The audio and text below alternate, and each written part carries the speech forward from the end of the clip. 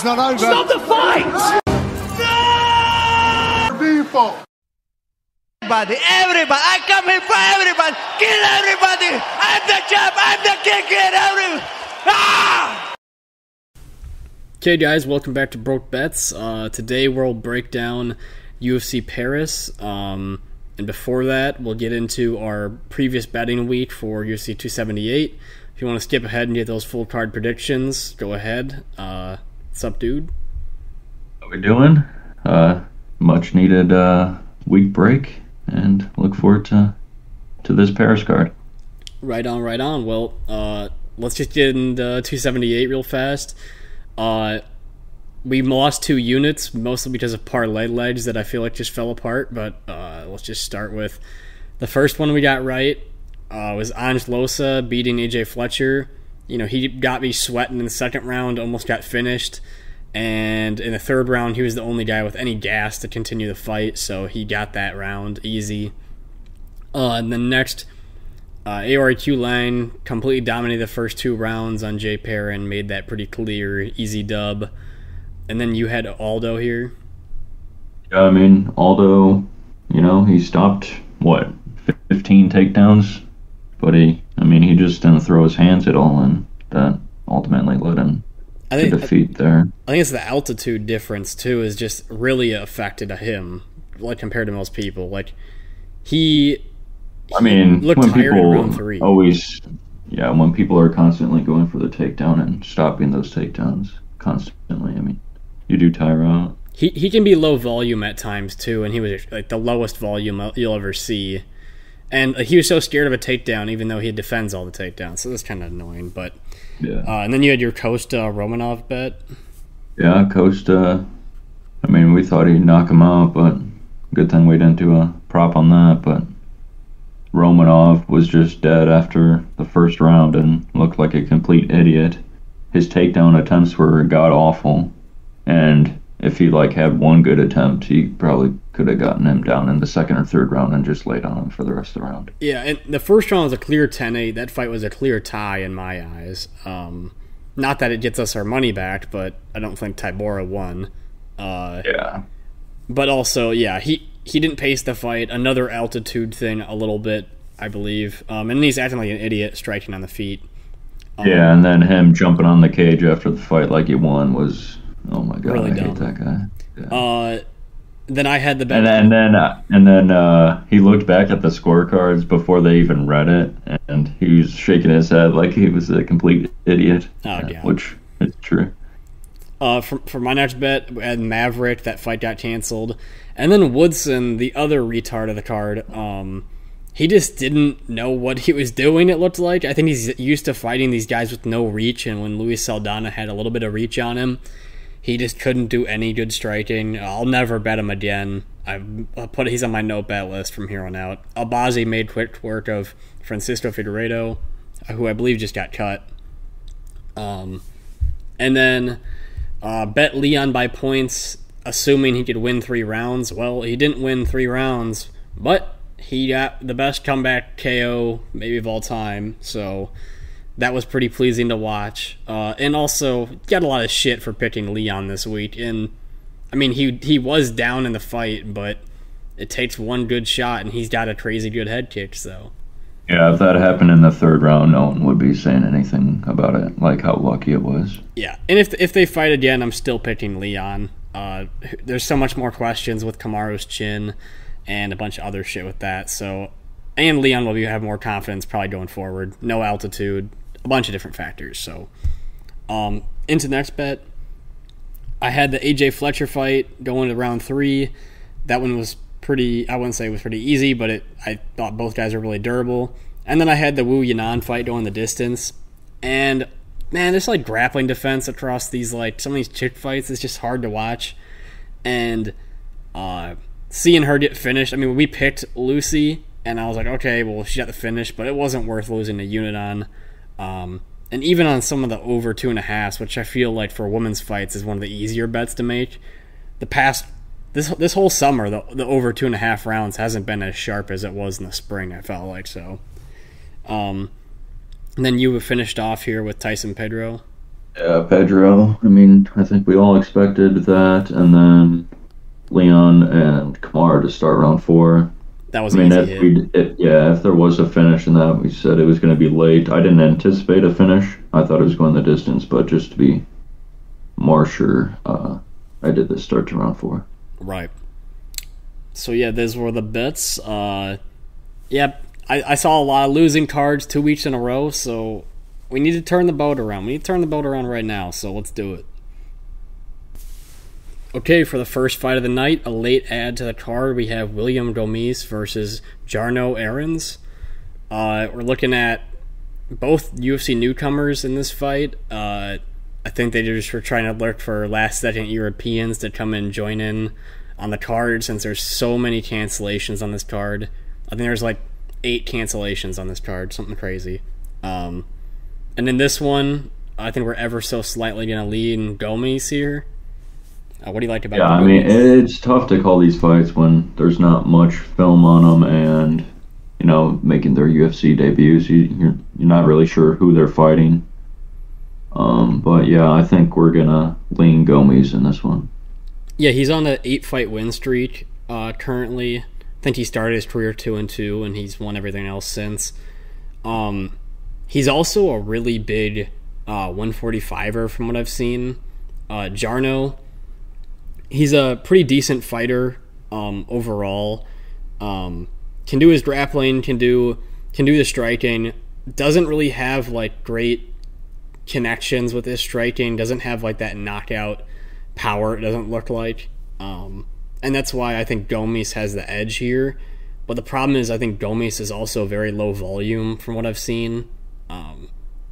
He like you were talking about earlier, he puts everything behind his punches, and he'll swing and he'll miss by a mile a lot of the time. So that's something. Yeah, he's very wild and is like trying to knock out his opponent with one punch. Yeah, and what I do like about his game is his body kicks are really damaging. He stands southpaw, and that left rear leg just coming up to the body is very natural. And also can come up to the head as well. I also think if this fight has grappling, Gomis will be a lot stronger, and he'll be able to overpower Errens. And I'm thinking this fight either happens with a body kick knockout or some sort of ground and pound or submission. I mean, what do you see this fight? You see one of those outcomes? I'd see it going to a decision, honestly. Jarno, he's been finished once before, but that was a guillotine choke, so he's never been knocked out. So I leaned Gomis by decision here. That's what I was thinking. Body kick might be the only way he's able to do it. I wouldn't say only way, but his hands, he doesn't connect with people's faces that well. So yeah, we can stick with decision. And I could also see him just grappling his way to a decision as well. And it's going to be... Well, yeah, it's Gomis' first fight in the UFC, and he's in his hometown, Paris, France. So, yeah, the crowd will be. I mean, I'd expect him to be behind him, and he might be a little wild to try and put on a knockout performance. Right. Okay, first fight, Gomis decision. Okay, for the next fight of the night, we have Ailin Perez versus Stephanie Edgar. Who do you like here? Yeah, we're gonna lean Edgar on this one. I think she has more UFC experience and better competition. Although she's turning around from a loss a month ago, well, we still think she'll get it done here. Yeah, at least the loss wasn't like a brutal loss. It was just like an armbar tap. Yeah, and it was she tapped, but the ref didn't see it, so they had to go to review. If you remember, yeah, that dumb crap. She definitely tapped. yeah, I think so. But she didn't complain, so I think that's. But what stands out to me about Stephanie Edgar too is that she can stand on the feet and do like she can do like basic striking to like make it through the fight. And she's got really good body lock takedowns and stuff, which usually chicks have a really hard time dealing with. And I just see that if she gets on top control of Perez, she's just going to ride her to a decision. And on the Perez side, This girl is just like a dominating grappler. She's really small. She's thick. She's thick as fuck. And what she'll do in a lot of her fights is just get the fight to the ground, move her way into side control, and find a way for a submission or a ground and pound to finish off the fight. She's also facing like opponents who probably don't know anything about grappling. I mean, the records aren't that great. Some of the girls I watched jumped into like a takedown that she had. I'd say the biggest plus side to her winning would be that she twerks after the fight, so that could be something to watch. Other than that, I think Stephanie Edgar holds the advantages on the feet and on the ground, and I'd expect her to... She can have some brutal ground and pound, but I think against another decent grappler, she'll make it to a decision. So we'll do Edgar decision. Oh, I like it. Okay, for the next fight of the night, we have Ziam versus Michal Figlak. And this one, I like Ziam as an underdog here. I think the line during the week might shift his way. For one, because he's from France, and that Paris crowd will get behind him. But also, he's like a very dominant kickboxer. He uses his length very well. And if I had to make another UFC comparison, I'd say the UFC comparisons on this card, he fights a lot like Nassourdine Imavov. Holds distance, uses his jab. He's got a great jab. He's also a lot bigger in this fight. I think he's got 3 inches of height, and it's got to be more reach, because when I saw Figlak's fight, his arms didn't seem that long at all. But I like the diversity in his striking. The only thing I'd say is that he needs just to put it on his opponents more, Ziam. If he keeps it as a close striking match in any way, it could be nervous going to a scorecard. But as an underdog, I think he's worth taking a shot on here. And Figlak on his side really likes to use his hooks to get into range. He's got some decent diversity in his striking, throws some uppercuts as well, but for the most part, I think he's going to struggle with that getting into range part of the game. Ferris also, he's got recent losses against Terrence McKinney, T-Rex, but he's a Olympic level wrestler, and he got right to his back and got the choke in pretty fast. Figlak, his wrestling, he can use it, but it's not really dominance. It's not choking people out. It's laying on top of people. And I think for a guy who's bigger, he can get up and Ferris, and he'll probably get up, get back to the feet, get back at range, and hopefully keep doing work. So I'm thinking Ferris by decision as well. Yeah, I like decision here. Figlak hasn't been finished in his pro career. Yeah, and they both fight pretty safe for the most part from what I've seen. Yeah, and Ferris does have a credible win against Jamin Malarkey, which was back in 2020. Yeah.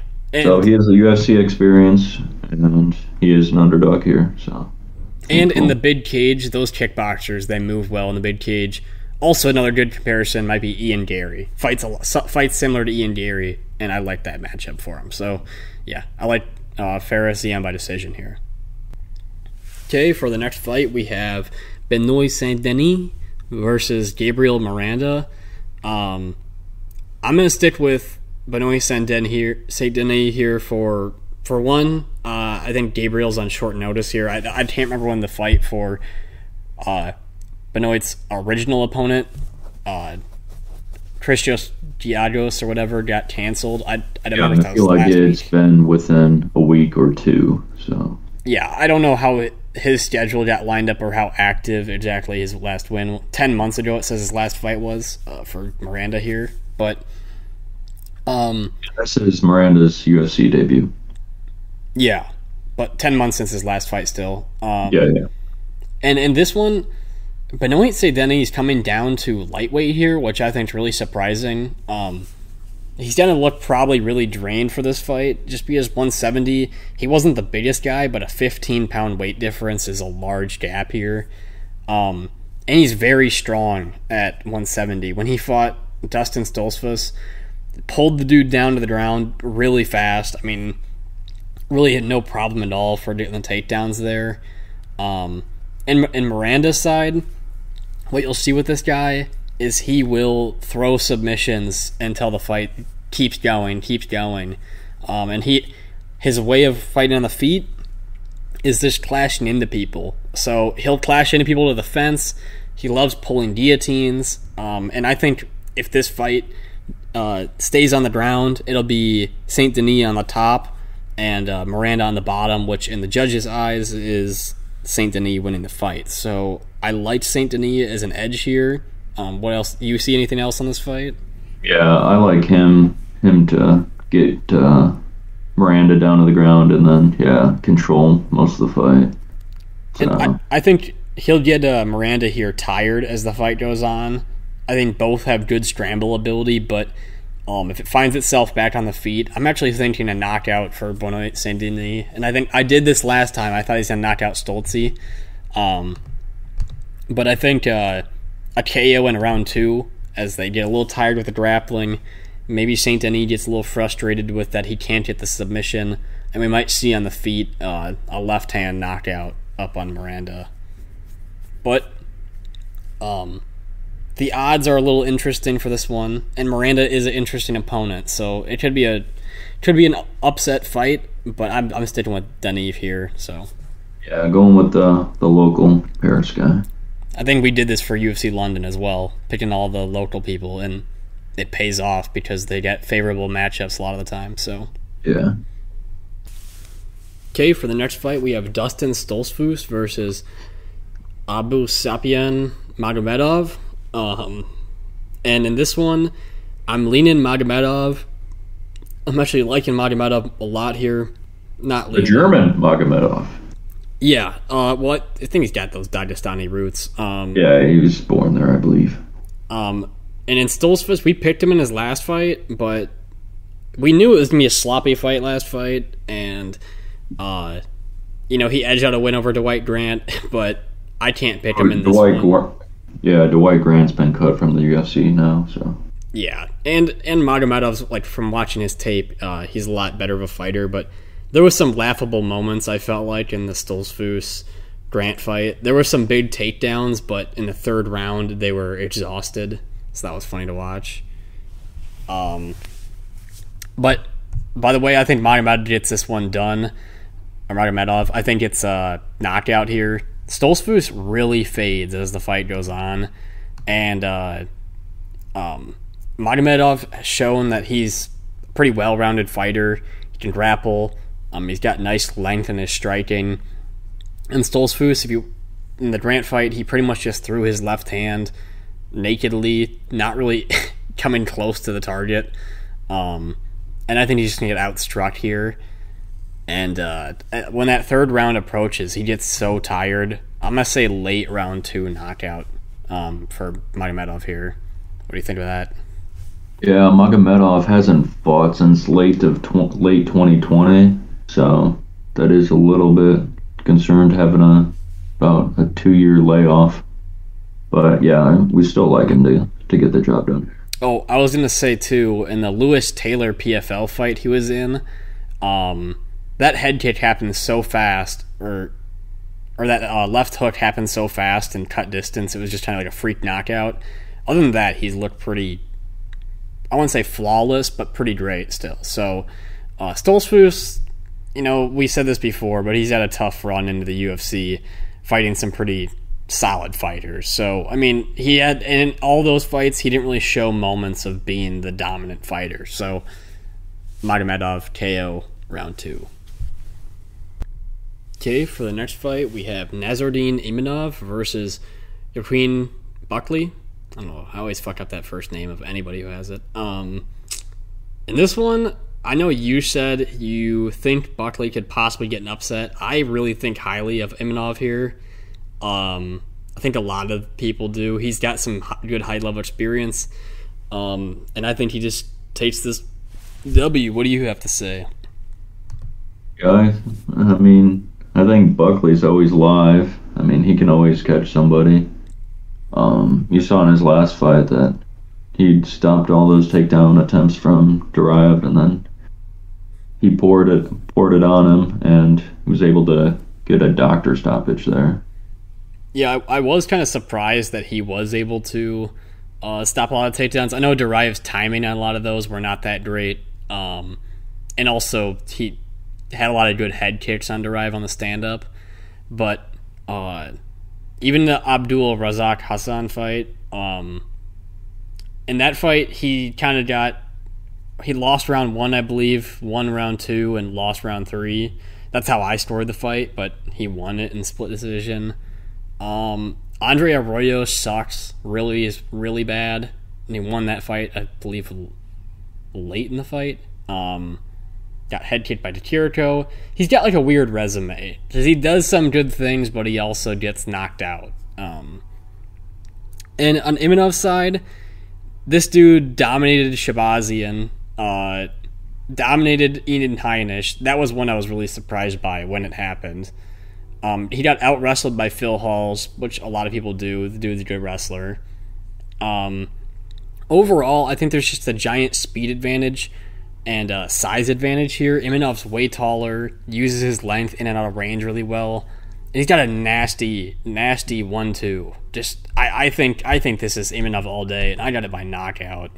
I'm thinking round 1. Do you have any thoughts on that? I mean, if Joaquin Buckley has the Detroit urban survival guy in his corner again, I mean, I think he'll get the job done.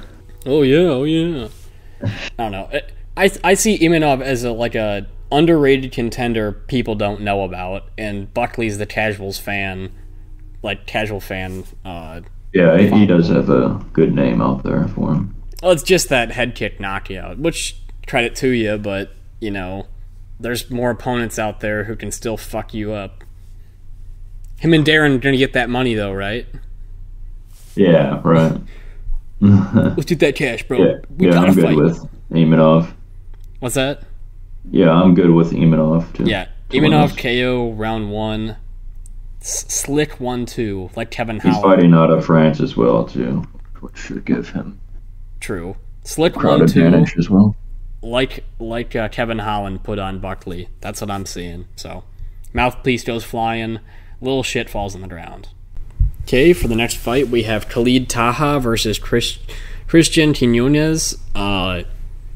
This is kind of like a weird last-second fight. Taha was scheduled to fight, was it Taylor Laupis or something like that, right? Yeah. I can't remember how to say his name. But yeah. Here comes Quinonez as a late replacement.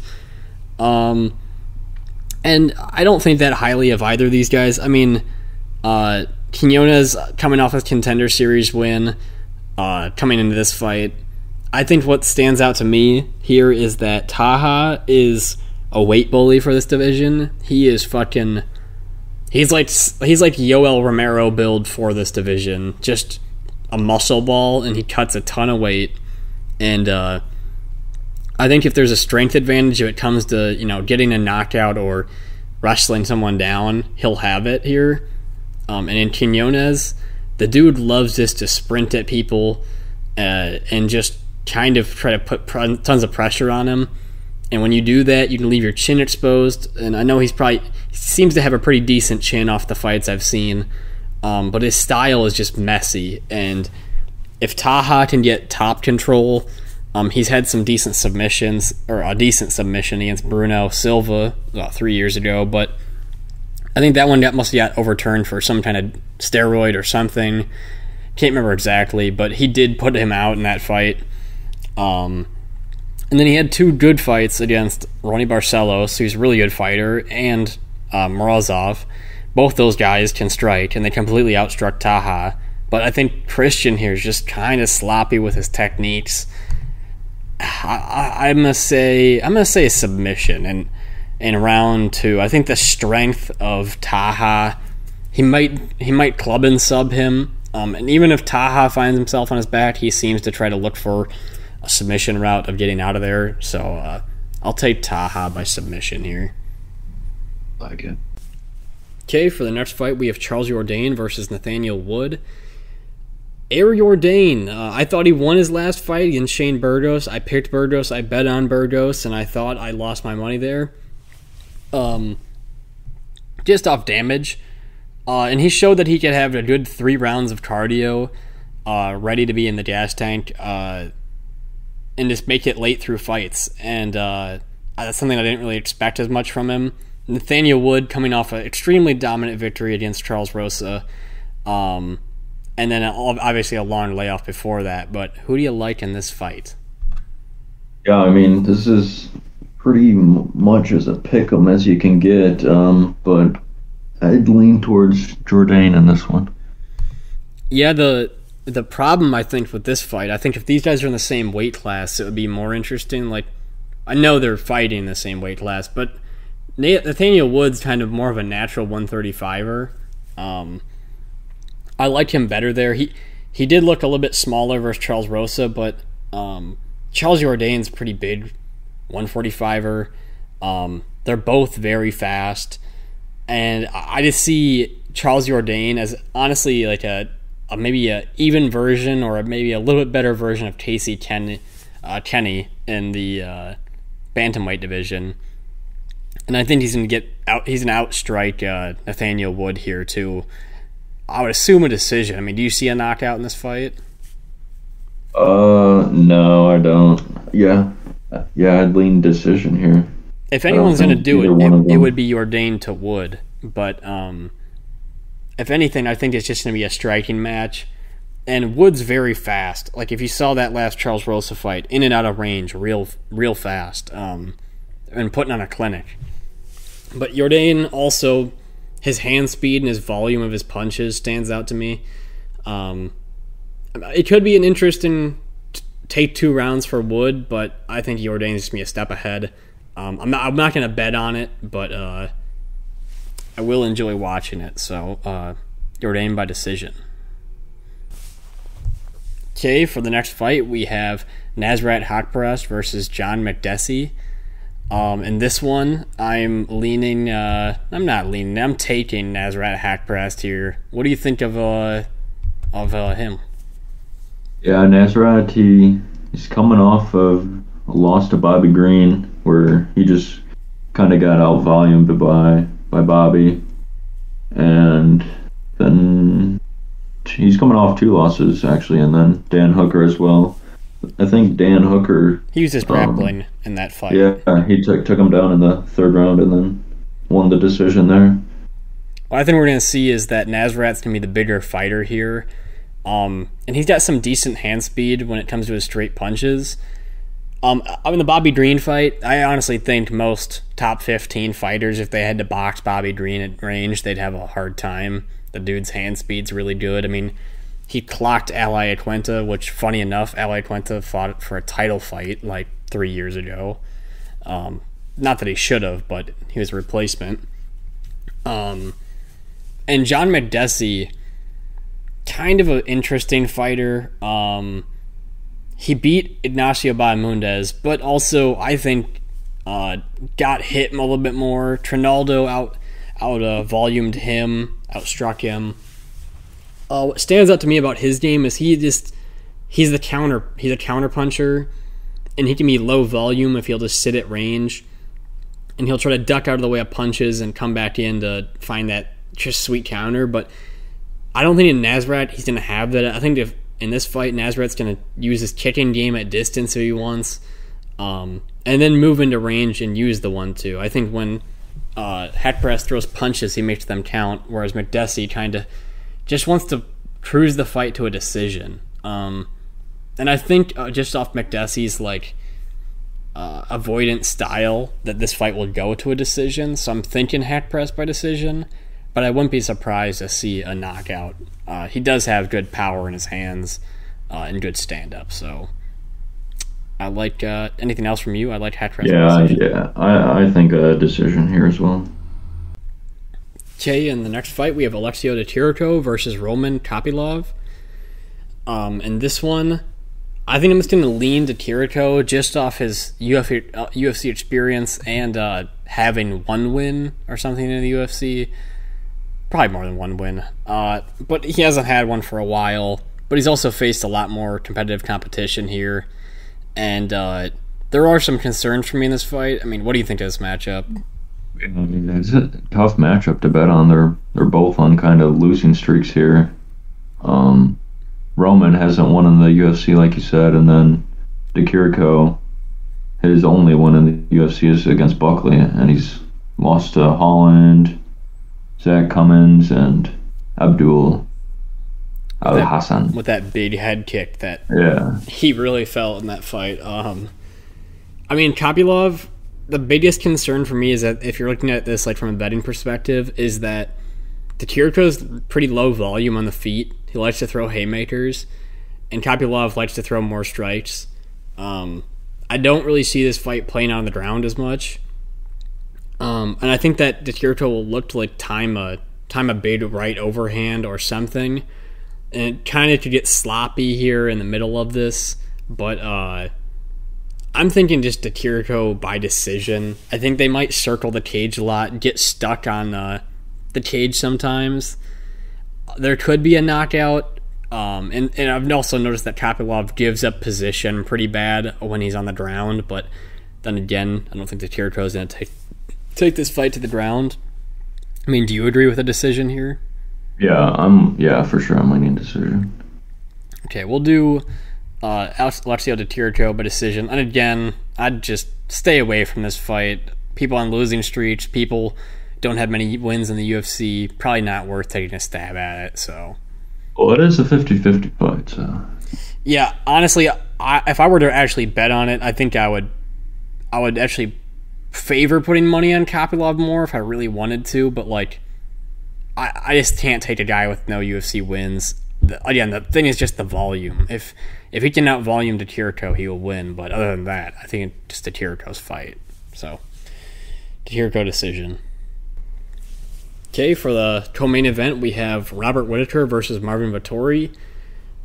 This one feels like it should be for a belt, to be honest, just because the level of both guys and the fact that it's kind of a weird fight because they're both fighting for a potential title shot, even though they both faced Izzy twice. And I think if they win, whoever wins this fight, and say Alex Pereira wins, they have a shot at beating Alex Pereira. So, but who do you like here? Yeah, I like Robert Whittaker. I think he'll be able to stop the takedowns, and then try to keep it at range and piece him up there. Yeah, my biggest concern for Whittaker would be his chin over the future. I mean, he just took some damage from Yoel early on, and he's gotten clocked before. He didn't get wobbled too much in the last Izzy fight, and arguably to a lot of people he won. I think he won 3 out of the 5 rounds. I'd have to go and rewatch the fight because they also don't leave you much to score. They both were so low volume, and Izzy really only kicked him in the late rounds. But Vettori obviously has that wrestling base. He's got a good left hand, but I think the diversity of the striking, being able to kick and do more here, Whittaker will come out with a decision. And everyone knows Vittori's got like a crazy chin. I mean, he ate like 2 head kicks from Paulo Costa. I mean, he's ate every single strike there is. I don't see him getting knocked out here. And you have a bet on over 2.5 rounds here. That should be a I got over 2.5 rounds, and then paired with Ciryl Gane.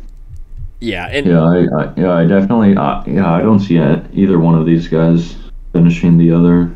Yeah, Marvin doesn't really have like knockouts on his resume against big names, so I have a hard time seeing him put down Whittaker, especially even Izzy had a hard time hitting Whittaker in the late rounds. So, yeah, I'd say Whittaker decision. He'll take 2 pretty easily. Yeah. Okay, for the next fight, we have Ciryl Gane versus Tai Tuivasa. Kind of a strange main event to put together. It's it is and it isn't. Like, Tai has gone in a win streak here. He's knocking people out, and Ciryl Gane is coming off a title fight. He should have, in my mind, should have won or could have done more to win, but Tai just knocked out Derek Lewis, and he's just been on this run of coming from the trenches. So we're gonna pick Gane here, but what are your thoughts on this fight? Yeah, I either see this going to a decision or you said you like Gane trying to take him down and proving a point and winning the fight on the ground, getting a submission. Yeah, I think after getting dominated by Francis on the ground, dominated might not even be the right word, laid on by Francis on the ground. I think he's going to want to prove a point that and work on his grappling more and show that he can, which I think it's not going to be surprising to take Tai Tuivasa down and submit him. It's been done before. So I'm thinking that Ciryl Gane will do that. Otherwise, he just pumps his jab at range and works his way in. And I don't really see Tai having a route to victory in this fight. Do you? I mean, I think his only chance of winning this fight is, knocking him out with it's one like punch. The hard but, yeah, he has a puncher's chance. Man. Yeah. I mean, he has a puncher's chance. I mean, Derek Lewis couldn't touch him at all. And, I mean, the Derek Lewis Tai Tuivasa fight was a lot closer than yeah, Gane's fight would like to give credit to, because Lewis, he whacked him pretty good, and Lewis credit dropped Tuivasa. He ate those shots, but I just don't see Tai Tuivasa being able to touch Gane. Yeah, I'm thinking this is the last shoey we might see for a little bit. And Gane, like I said, I think it's just going to be submission. I don't know if it's going to be a rear naked choke. I think it's going to be something maybe from top control, like an arm triangle. Something just from a complete dominant position. The speed advantage, all that. And I want to see this guy be the champion one day. Like I said, the Francis fight was annoying because he obviously won rounds 1 and 2, and then just got laid on for 2 rounds, and then in the last round had a heel hook, was given the chance to stand up, but stayed on the ground, tried to go for the heel hook, and then Ngannou laid on him for the rest of the fight. So, not the ideal way to end a title fight, but I think he's still a future champion, and Ciryl Gane by submission here. Anything else? He's got the home crowd against him as well. I mean, that's why they're there. The crowd. I mean, they're all rooting for Gane, and I like him to win this fight. I don't know what they'll do after he wins, though. Who they'll want him to pair. Dude, the heavyweight division, everyone's so fucking inactive. Like if you're looking at the top 3 people, you have 4 people. I mean, I'll just disinclude Gane right now, but people are thinking John Jones, Stipe, and Francis. Those are 3 of the most inactive fighters currently that are trying to it's going to take a while for this whole thing to get sorted out. So we'll see. But Gane by decision here. Okay, guys, those were our breakdowns for UFC Paris. Check out that Instagram. Leave a like, leave a comment, subscribe. Anything else from you? Yeah, leave a comment. Who are you picking, Gane, or are you picking Tuivasa? Oh, I wonder who's gonna pick who. I mean, there might be some people out there picking Tai. I don't know. They're probably from Australia, but anyway, Bet's video will come later in the week, and peace.